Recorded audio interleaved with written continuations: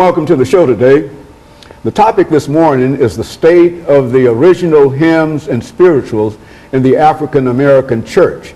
And we're fortunate to have with us to talk about the state of the original hymns and spirituals in the African American church, Minister Gregory Taylor, a member of Corinthian Baptist Church in Nashville, Tennessee. And of course, let me welcome you to the show, Minister Taylor, and to talk about what I consider to be a very, very important topic, even though it's a topic that people rarely think about. And you're talking about the state of the original hymns and spirituals in the African American church. And we want to find out more information about that, Minister Taylor. But before we get into that, let's have you to give us some information about your background, your education, and some of your experiences before you became involved in what you're doing now, and then we'll get into a discussion of the state of the original hymns and spirituals in the African American church. Yes.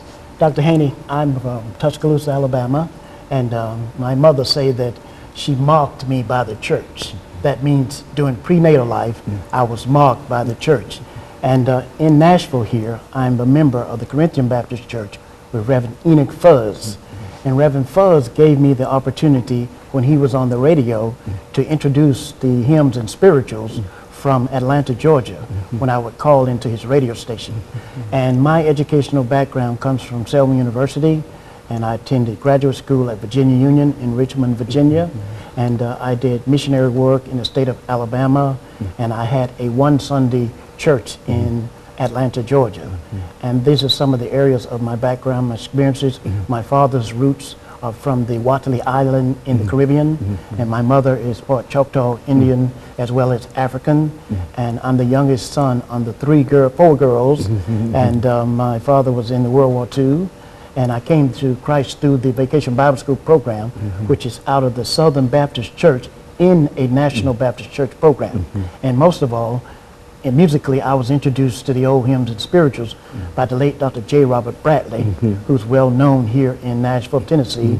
And my spiritual father, the late Dr. Otis Harvey, was also a great singer and of the church in Alabama. And so when they would couple up together and do revival, we would hear Dr. Bradley every year for 7 days, you know, and all of this has contributed to what I think is an unmatched memory of the old hymns and spirituals in our churches. Very good. And of course, when we talk about, and I think we can start this topic now a couple of minutes before the end of this segment, but at least could you give us some idea when you talk about the original hymns and spirituals in the African American church, what distinguishes the original hymns and spirituals? Are they the same hymns that are sung in an update? How do you make a distinction, and how do you say that these are not as good as they were in the earlier times? Speak to it from that perspective, and start here, and then we'll pick up at the end of starting next segment as well. Well, thank you, Dr. Haney. I think that's an excellent question.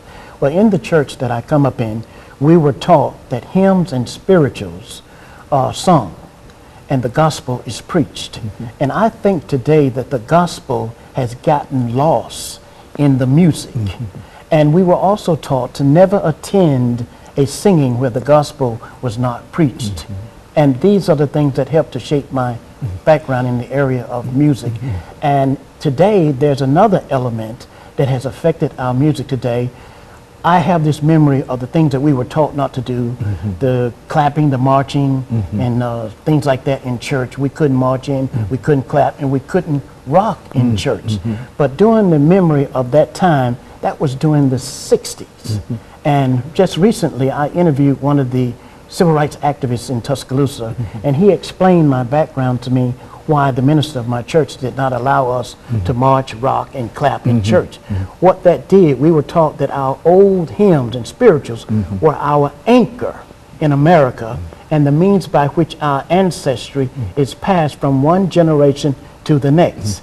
And what I'm witnessing today is where that process has been interrupted, you know, and what interrupted the process was what you call the mass choir. Okay. During the 60s period, what you may say was the freedom choir. And there has been a disconnect from the sanctuary choir. And this is where I see the differences in the music, or the beginning of the breakground. And from that time, several variations have spun off from that. Very good. Of course, we're getting ready, Minister Taylor, for our first commercial break. Okay. And when we come back, we'll continue this discussion.